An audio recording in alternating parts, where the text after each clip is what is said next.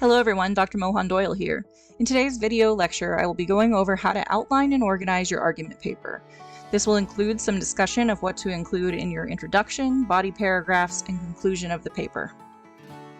Outlines are hierarchically bulleted lists that start with the paragraph topic, whether that's an introduction paragraph, body paragraph, or conclusion, and then breaks it down into smaller points and supports.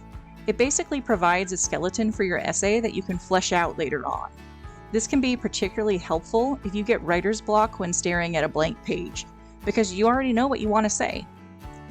The skeleton also allows you to try out different ideas and ways of organizing your paper before you commit to the work of writing out all of your paragraphs and evidence.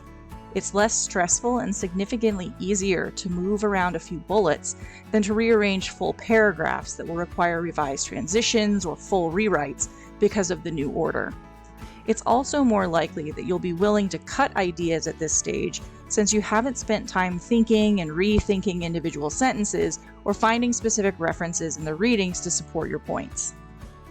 Before you create an outline, though, you need to understand the parts of the essay that you are outlining. All essays have three major parts: the introduction, several body paragraphs, and a conclusion. The introduction is made up of three parts. The hook, or attention grabber, gets the reader's attention and makes them want to read more. There are many types of hook. Here are just a few of the most common. A rhetorical question asks an intriguing question that gets the reader thinking about the topic. You may answer the question immediately or wait until the end of your paper after you've outlined all of your evidence. An anecdote is a brief story related to the topic that can create an emotional reaction or connection in the reader. A surprising fact is a piece of data or a statistic that you found in one of your readings. A meaningful quote could let you use the words of someone famous that your reader may already know. You could also outline a commonly held belief that you plan to turn on its head and challenge in your paper, something along the lines of, "Readers may think X, but I'm actually going to prove Y." The important thing to remember here is that no matter which hook you choose, it needs to be relevant to the topic you are covering in the paper and to the specific audience you are writing for. If the reader doesn't understand the hook, then it's not going to grab them. Context comes in the middle of the introduction and serves as a transition between the hook and the thesis. It explains what the hook means or builds on the ideas introduced by the hook, and then shifts the reader to the specific argument you want to make about the topic. We've already discussed the thesis in a previous video, but remember, a good thesis is debatable, meaning someone has to disagree with your claim. It's focused, meaning you're not trying to cover more topics or ideas than you can really cover thoroughly in the space and time that you have to write. And it's specific, meaning it hints at the major points that will be covered in the paper. The thesis also has three parts: the claim, which is your stance, the evidence, your support, and the warrant, the assumptions that you have about your reader's values and beliefs. This example is quite a bit longer and more complicated than what I'm looking for from you, but it does offer a good illustration of the key parts of an introduction. The first line is the hook. Tiedemann uses a quote from a philosopher she thinks her readers might know to catch their attention. This quote is implying that history and historians aren't seen as important anymore, and the author follows that quote with a few rhetorical questions that ask the reader to contemplate whether or not they agree with this statement. In the context, she answers the questions herself, but then problematizes that answer by claiming that it's not as clear as it seems, outlining a few reasons why she thinks it's more complicated.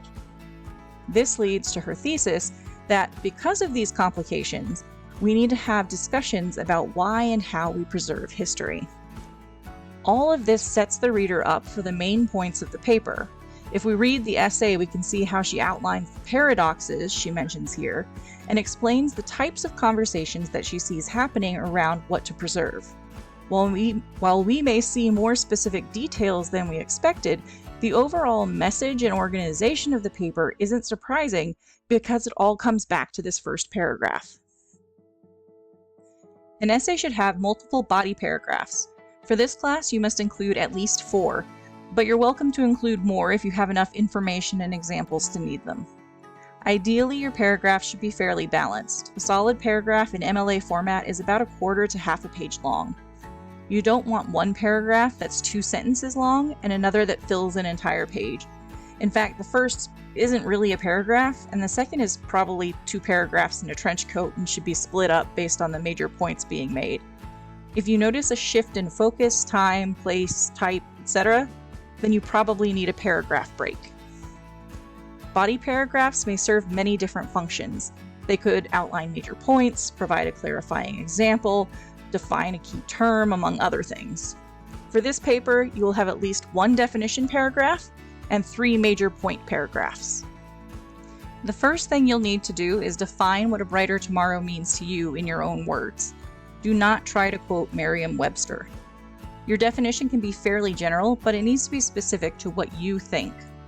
Additionally, because this is not a very long paper, you'll need to connect it back to the specific focus of your thesis statement. For example, let's say that you define a brighter tomorrow as world peace. You'll need to explain how your thesis focus, whether that is technological innovation or improvements to mental health or food security, fits into the bigger picture of achieving world peace.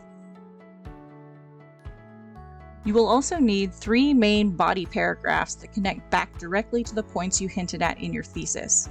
Main point paragraphs are made up of 3 parts. You'll notice a lot of this is made up of 3 parts. The topic sentence acts as a transition from the previous paragraph and as a thesis for the current paragraph. It lets the reader know what you will be talking about. The evidence supports the topic sentence by providing examples and data from your readings and from your personal experience. All of your evidence requires explanation. What does it mean and why is it important? Never assume your reader will be able to figure it out on their own. In addition to your personal experience, you are required to use at least 4 of the readings in your paper. We've not covered formal citation styles, but we have practiced giving attribution. This is what I expect to see in your paper. Remember to introduce the author of the text using their full or last name. Lots of professors will make the joke that using just the first name is too informal, that you aren't friends with the author.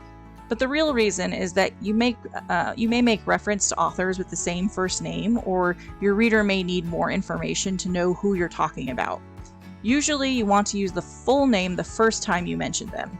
Then you can switch to the last name only. You can also give a shortened version of the title the first time you mention a source, but this is unnecessary and may be seen as filler. You can choose to paraphrase or summarize the information from the source in your own words, or use a direct quote. Either way, you must still give attribution for the ideas.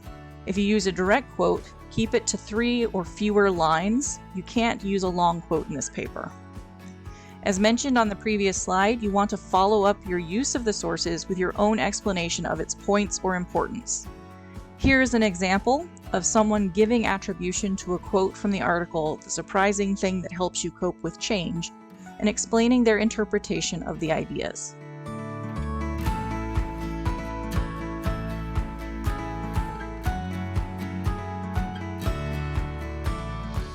So let's look at a full sample body paragraph. The part highlighted in yellow is the topic sentence. Based on this topic sentence, we expect that the writer will discuss how being curious connects to a brighter tomorrow. The green is a reference to the surprising thing, the article, complete with attribution, which defines that curiosity. The blue provides the writer's explanation of the quote and expands it to show how curiosity leads to improvement. And the purple brings in an example from the writer's experience to demonstrate that improvement in practice.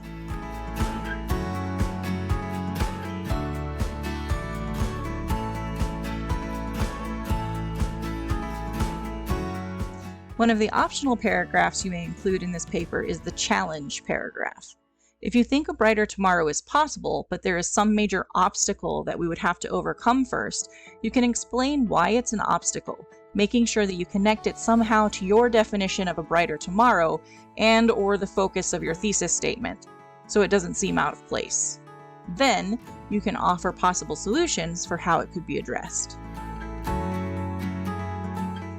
Body paragraphs need to follow some kind of logical order. 3 of the most common organization schemes are as follows. Order of importance. In this scheme, you either try to hit your audience with the most important point first to grab their attention, or you build up to it by starting with less important points that connect to the more important point. You may also decide this organization based on what you know about the reader rather than on your own opinions. This is likely the organization scheme that you will use for this paper. The other two organization schemes are chronological order and spatial order. Chronological order could be used if you wanted to show improvements over time, and spatial order could be used if you wanted to look at improvements globally versus improvements locally. The conclusion is meant to wrap up the essay. There should not be any new evidence or points made here.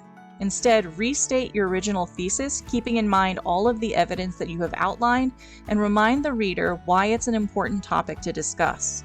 Why do we need to be considering a brighter tomorrow, or technological innovations, or being better people? Another thing the thesis can do is push the audience forward to think more about the topic on their own. You can do this in a few ways. Get them to consider the future, propose a solution to a problem that might arise, or ask them a question based on what you've discussed. No matter what you do, this should feel like a definitive close to the essay. Now that you know what each part of the essay should do and the three major organizational schemes, it's time for you to complete the outline worksheet pre-writing activity. Download the worksheet, fill it out based on the major points you believe you will make, and submit it to the assignments folder for feedback. If you have any questions or want to schedule a Zoom meeting, contact me at mohondoylek@apsu.edu.